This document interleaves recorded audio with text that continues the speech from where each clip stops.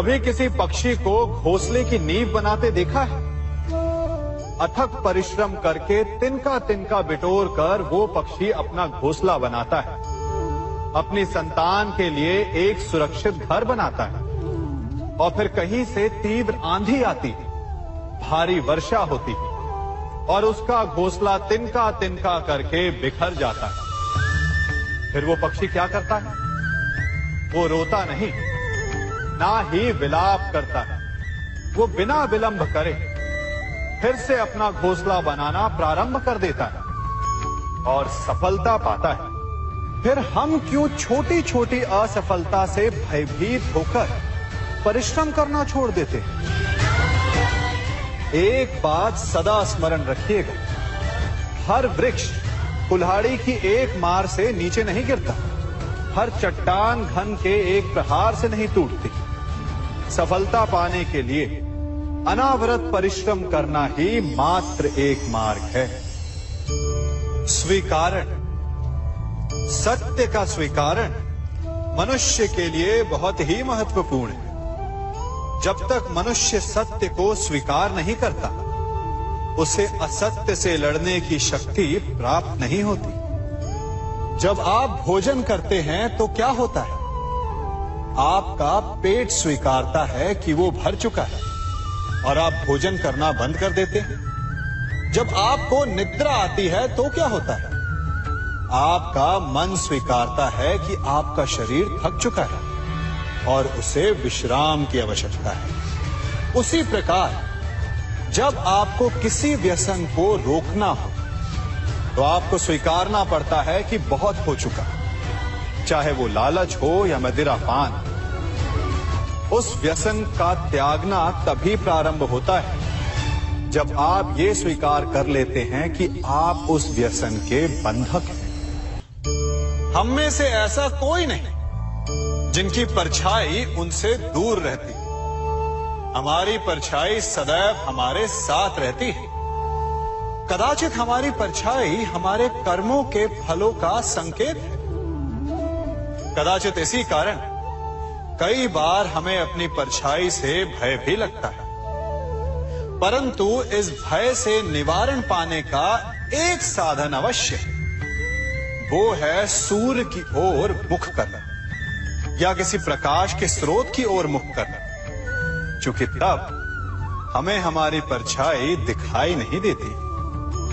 यदि इसे जीवन के संदर्भ में देखें तो ये प्रकाश का स्रोत शुभ कर्मों की चेतना है।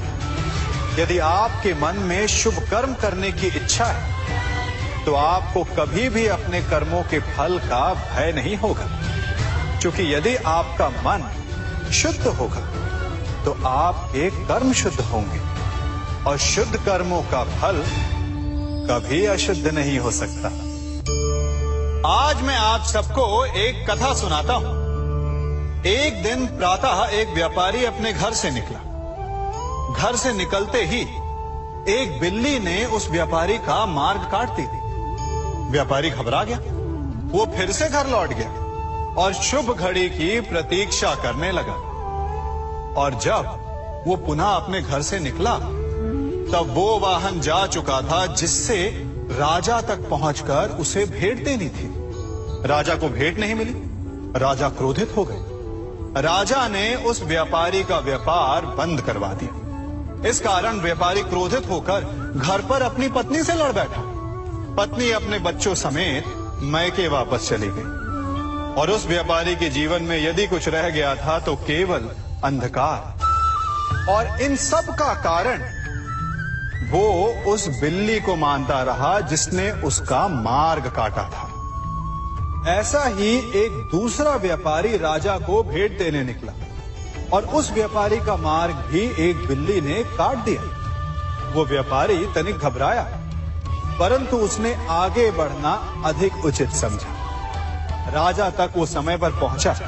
उसने राजा को भेंट दी। राजा प्रसन्न हुए और राजा ने व्यापारी को अपना व्यापार बढ़ाने की अनुमति दी, स्वर्ण आभूषण दी।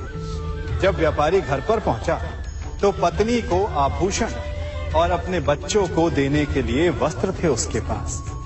हर ओर प्रसन्नता थी। समझ रहे हैं ना, दोनों के साथ एक ही प्रकार की घटना हुई, परंतु दोनों की प्रतिक्रिया भिन्न थी। ऐसा ही हमारा जीवन भी है। हमारे जीवन में प्रारब्ध का अपना स्थान है, परंतु उससे कई अधिक महत्वपूर्ण हमारी प्रतिक्रिया, हमारे सोच का प्रभाव है। क्योंकि यही हमारे जीवन को आकार देते हैं। इसलिए अपनी सोच को सकारात्मक रखिए। आपका जीवन सदैव आनंदमय रहेगा। आप इन दो पात्रों को देख रहे हैं। मेरे इस पात्र में जल है और ये पात्र मिष्ठान से भरा हुआ है।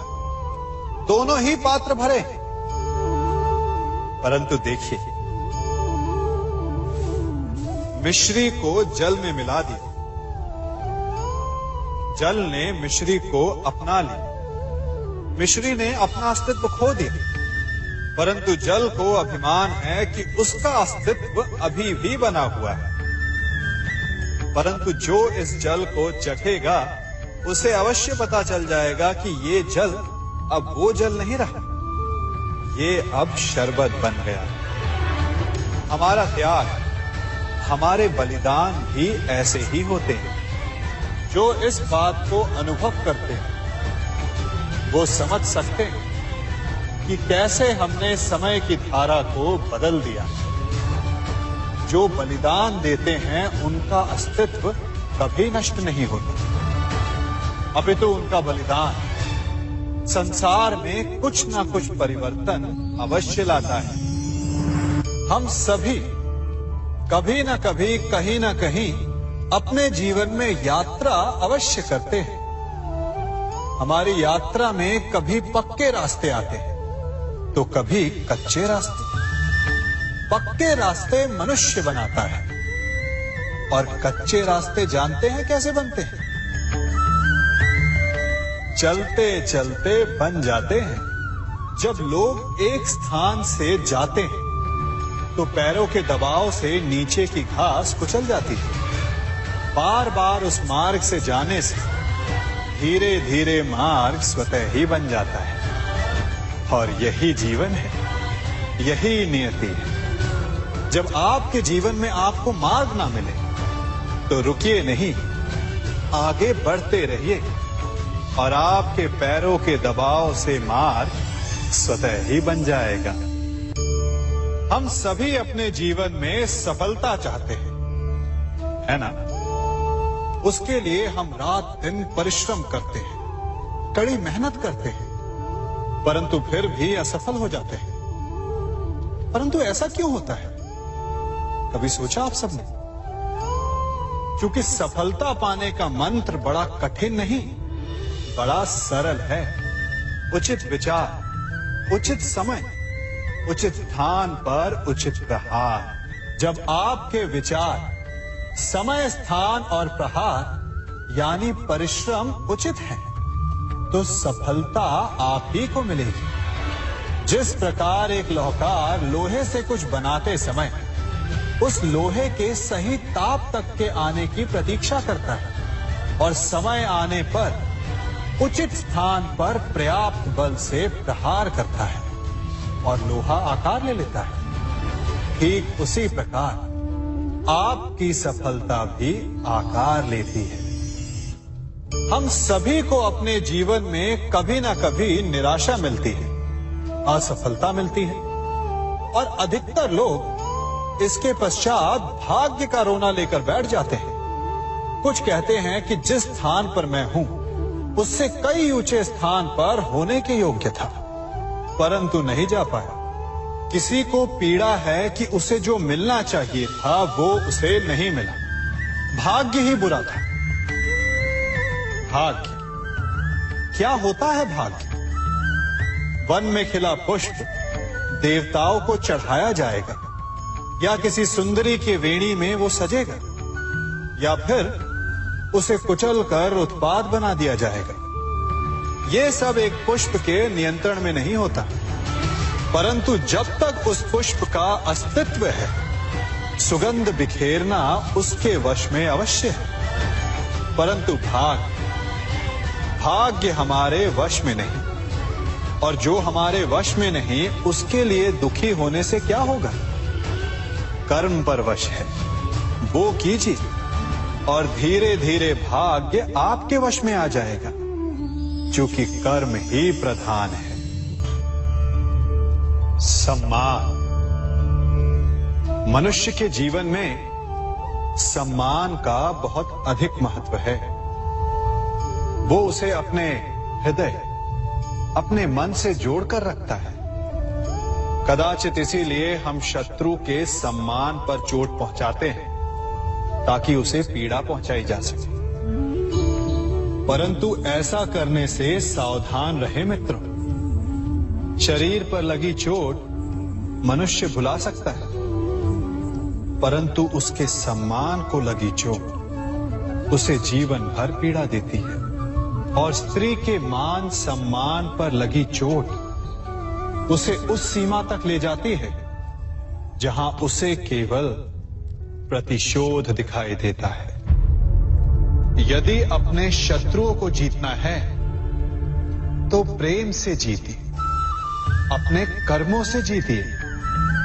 उन्हें अनुभव करवाइए कि उनसे भूल हुई है। किसी के सम्मान को ऐसी चोट ना पहुंचाइए कि वो आपका नाश करने पर उतर आए। स्मरण रखिए, किसी का अपमान करके आपके हृदय को कदाचित थोड़ा संतोष आ जाए, परंतु उस अपमान से आप कई हृदयों को आघात पहुंचाते हैं और अपने लिए एक शत्रु और बढ़ा लेते हैं।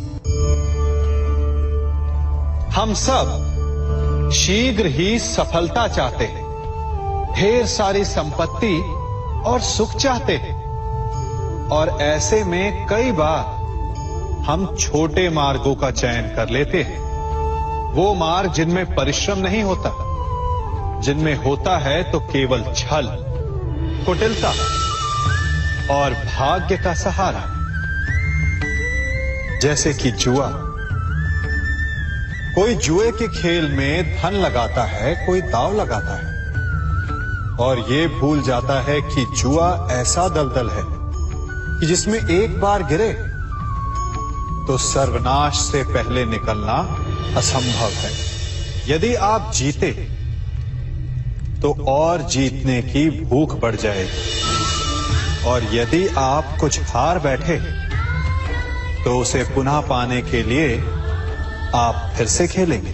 मनुष्य को यह आभास ही नहीं होता कि अपनी संपत्ति के साथ साथ वो अपनी मानवता, अपने संस्कार, अपना धर्म और अपना उत्तरदायित्व तक सभी जुए की भेंट चढ़ा देता है। इसलिए कुछ पाना है तो परिश्रम से पाओ। यदि कुछ जुए में जीता तो वो उतना शीघ्र ही खो दोगे, चूंकि उसे परिश्रम से पाया नहीं गया है, और उसकी रक्षा करने के लिए आपके मन में स्वाभाविक प्रयास भी नहीं होंगे।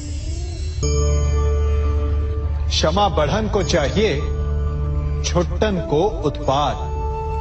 क्षमा इस संसार में शांति का, सुख का मूल आधार है।